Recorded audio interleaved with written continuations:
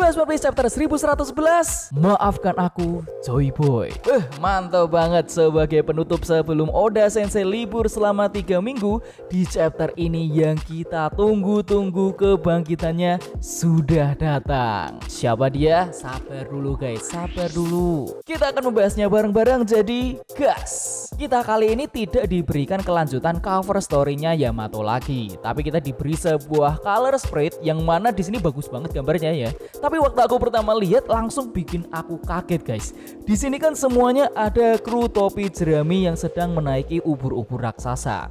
Terus aku melihat ada Kuma. Aku langsung, wah, Kuma kok ada di sini? Dia gabung Straw Hat nih nanti. Tapi sampai aku lihat lebih teliti lagi, di sini ternyata ada Bonnie dan juga ada Vegapunk. Waduh, kaget saya guys.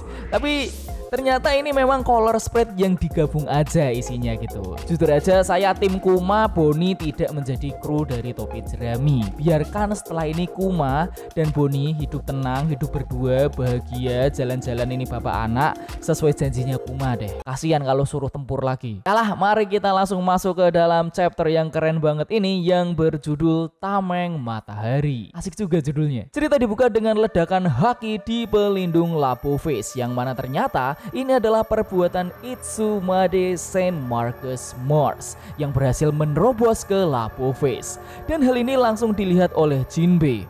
Apa? Haki macam apa ini? Jinbe langsung mendekati Zoro yang mana pertarungannya sudah selesai kayaknya. Zoro, ayo cepat pergi. Zoro melihat Jinbe. Oh, Jinbe, tidak. Dia masih berdiri. Dan ternyata Rob Lucy di sini masih berdiri dengan luka yang sangat parah. Dan dia masih sadar. Rob Lucy lalu berteriak. Sanji lalu memanggil Jinbe. Jinbe, kau sudah bersamanya? Aku sedang melakukannya, kata Jinbe sambil menarik Zoro. Jinbe berkata, ayo Zoro, cepat pergi. Kau sudah menang. Maafkan aku Rob Lucy, tapi Kyojin Karate, Gosen, Maigawara Shuto, atau karate manusia ikan tembakan 5000 batu bata yang membuat Rob Lucy harus bertahan dan kembali ke bentuk semula. Tiba-tiba Itsumade Marcus itu muncul di hadapannya. Rob Lucy dari Super Pole Ike Zero. Di mana keberadaan York? Rob Lucy melihat monster di depannya sampai tidak berkutik. Jinbe menggunakan kesempatan ini untuk kabur bersama Zoro. Kita harus bergegas. Zoro melihat ke belakang dan terkejut. Monster apa itu? Rob Lucy yang sadar bahwa itu adalah Gorosei langsung membungkukkan badannya. York masih berada di ruang kontrol dalam keadaan terikat di lantai 4 gedung A.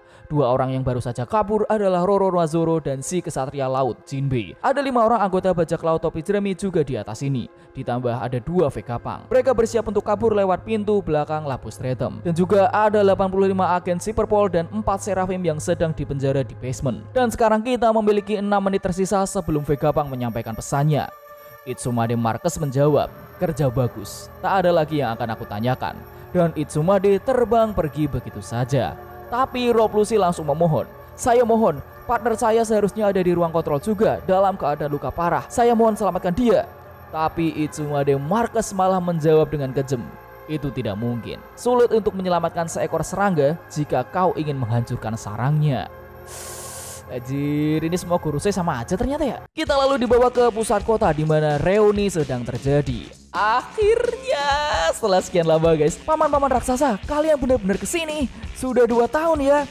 Brogy dan Brogy seneng banget. Hei topi jerami, kami pangling dengan dirimu. Brogy lalu menjawab, Gaba, kau mirip sekali dengan dewa yang ada di kisah lama raksasa Elbaf. Bagaimana kau bisa berwujud seperti ini? Wujudmu benar-benar kejutan yang sangat menyenangkan. Gaba. Luffy di sini bingung. Hah? Si. Aku gak ngerti apa yang kalian bicarakan, tapi kita bisa ngobrol lagi nanti. Hoki War Curie dan Gyuki Satan marah. Dasar raksasa, orang-orang tidak berguna sudah berkumpul sekarang. Dory lalu menjawab, binatang yang besar sekali. Rasanya seperti di hutan Elbaf saja. Luffy lalu berkata, paman, ini bukan saatnya untuk bertarung. Kita harus pergi dari sini. Dory lalu bilang, kami tahu. Tadi Sanji berkata seperti itu juga saat bertemu kami di jalan. Brogy lalu nambahi, jika kalian bertemu Luffy, katakan padanya kita bertemu lagi di belakang pulau. Kuserahkan pada kalian, Dory, Brogy, sampai jumpa di sana. Kami pun berniat menyelamatkan kalian setelah melihat berita di koran, karena katanya kalian sedang dikepung oleh angkatan laut. Dan kita melihat peta kecil keberadaan Luffy dan kawan-kawannya beserta arah di mana mereka akan berkumpul. Dory langsung bersiap meniup sebuah trompet. Semua raksasa yang datang seneng banget mendengar suara trompet ini. Itu sinyal dari kapten. Mereka sudah menemukan topi jerami. Kembali ke kapal, kita pergi dari sini. Menyelamatkan mereka adalah tujuan kami. Lagi pula tidak ada yang bisa dijarah dari kapal perang begini. Kau benar, gya. Para angkatan laut yang melihat ini hanya bisa ketakutan. Hoki Warkyuri lalu berkata, mereka memberi sinyal untuk mundur, tak akan kubiarkan. Sekarang giliranku untuk menunjukkan aumanku. Pelarian kalian akan sia-sia. Luffy bersiap dengan apa yang akan dilakukan oleh Hoki Warkyuri. Tiba-tiba babi hutan satu ini mengaum dengan sangat keras. Aumannya ini membuat apa yang ada di depannya terhempas. Bahkan Dori Brogi pun harus sekuat tenaga menahan agar tidak terbang.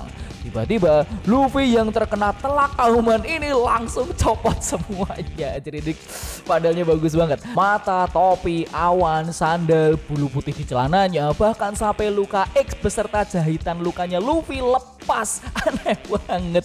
Brogi benar-benar terkejut melihat hal ini. Ternyata aumannya si Hoki ini dialiri oleh haki yang sampai keluar pulau efeknya, yang membuat angkatan laut pingsan karena tidak kuat terkena Haoshoku haki ini. Hei, kok tidak apa-apa topi jerami? Tubuhmu aneh sekali. Gya. Luffy hanya menjawab, hampir saja, sambil masang lukanya guys. Buset, lukanya udah kayak stiker tuh.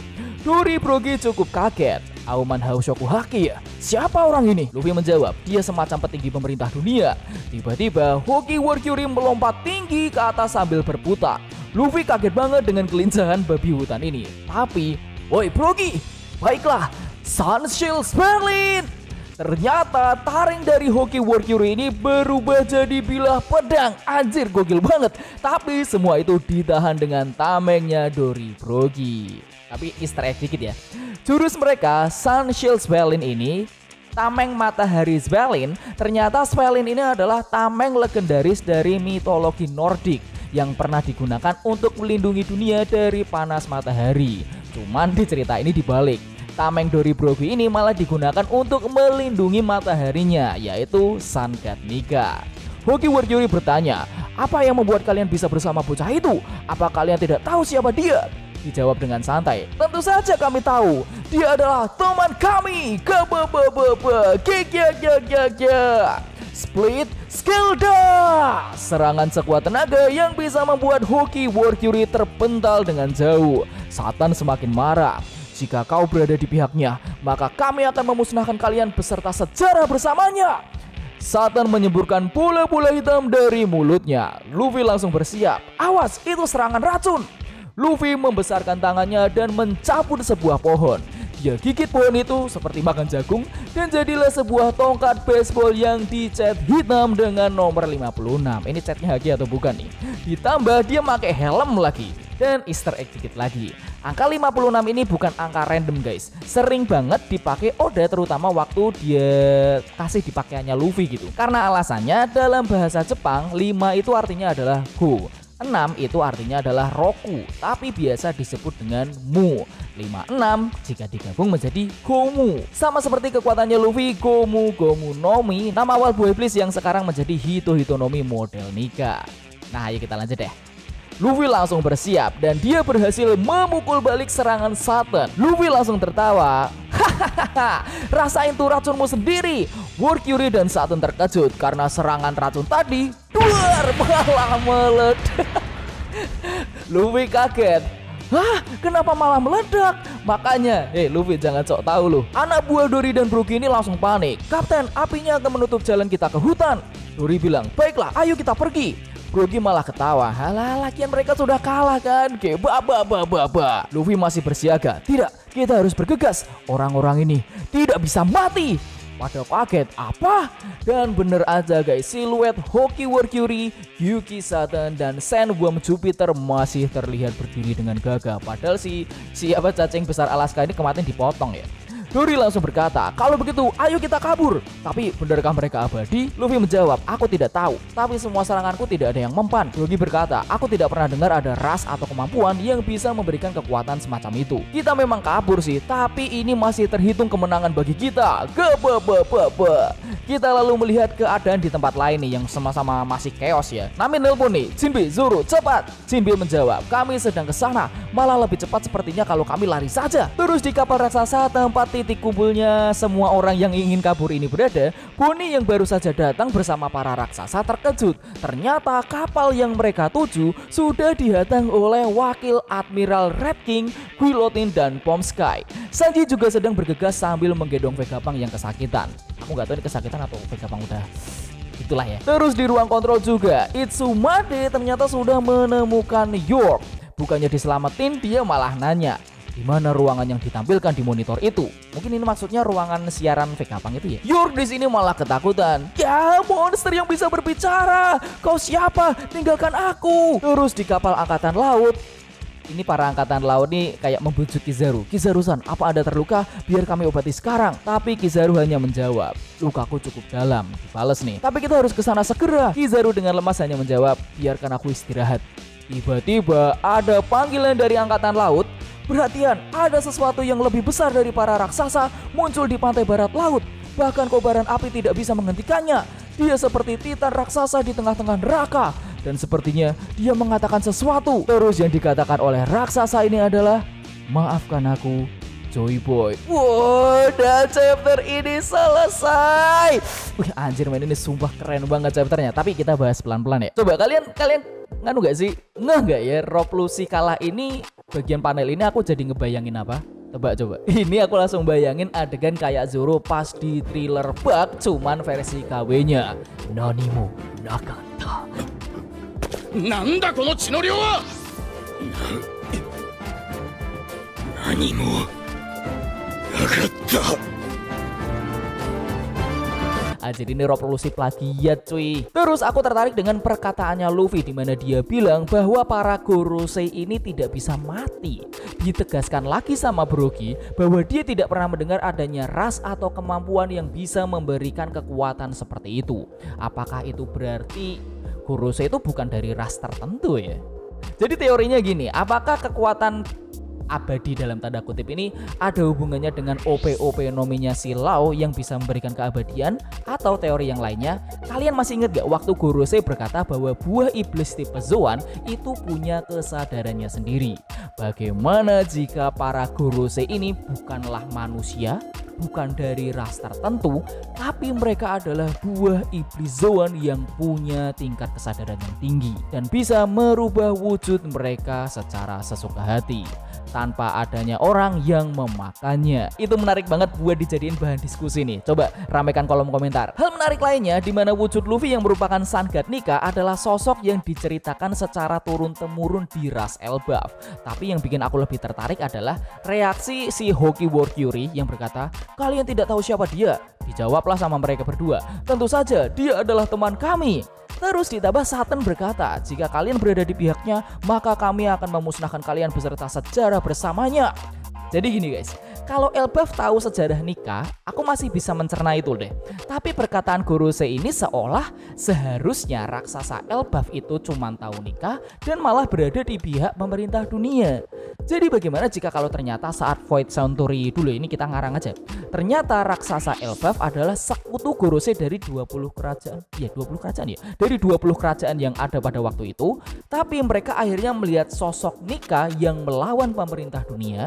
Karena mungkin terkagum atau bagaimana, mereka akhirnya malah mendukung Nika nih. Ras Elbaf malah mendukung Nika. Kemudian cerita pada masa itu diturunkan ke penerus Elbaf seterusnya sebagai ras Elbaf berada di pihak Nika dan mengkhianati pemerintah dunia.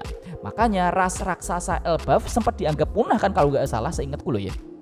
Karena mungkin pada saat itu mereka itu diburu pemerintah dunia atas pengkhianatan ini sampai mungkin jumlahnya berkurang. Apalagi ditambah Luffy adalah teman para raksasa. Rasa ingin membantu para raksasa ke Luffy langsung stong dong. Dan tak lupa gong dari chapter ini adalah robot raksasa yang kita nantikan akhirnya muncul dan bangkit. Tapi yang bikin terkejut adalah dia berkata, maafkan aku Joy Boy. Aduh, ini apaan lagi nih? Ini aku jadi keingat waktu di Wano, Zunisha gajah raksasa bilang dia pernah berbuat dosa dan dihukum oleh Joy Boy. Sedangkan raksasa ini minta maaf ke Joy Boy. Apakah jangan-jangan robot ini dan Zunisha ada hubungannya dengan ras Elbaf pada waktu Void Century yang sempat join pemerintah dunia, yang kemudian berperang melawan Joy Boy atau Nika, tapi sadar bahwa mereka telah melakukan kesalahan dengan bergabung pemerintah dunia, dan akhirnya mereka mengkhianati pemerintah dunia terus malah membantu Joy Boy untuk mengalahkan pemerintah dunia, meskipun hasilnya kayaknya Joy Boy kalah ya. Dan itulah alasan kenapa Zunisha dihukum, sekaligus alasan robot raksasa ini merasa bersalah dan meminta maaf kepada Joy Boy. Aduh sumpah mantap banget cuy, mantap banget. Nah itu adalah pembahasan chapter 1111 dariku guys. Seperti biasa, komentar, tanggapan, teori silahkan drop di bawah. Dan karena ini kita akan libur 3 minggu, aku pengen dong coba bantu aku cari ide konten. Siapa tahu kalian ada pengen sesuatu yang aku bahas dan aku bisa bikinin, silahkan komentar di bawah. Ditambah sebelum kalian cabut silahkan klik tombol subscribe ya. Saya Vincent Nugraha undur diri. Ciao.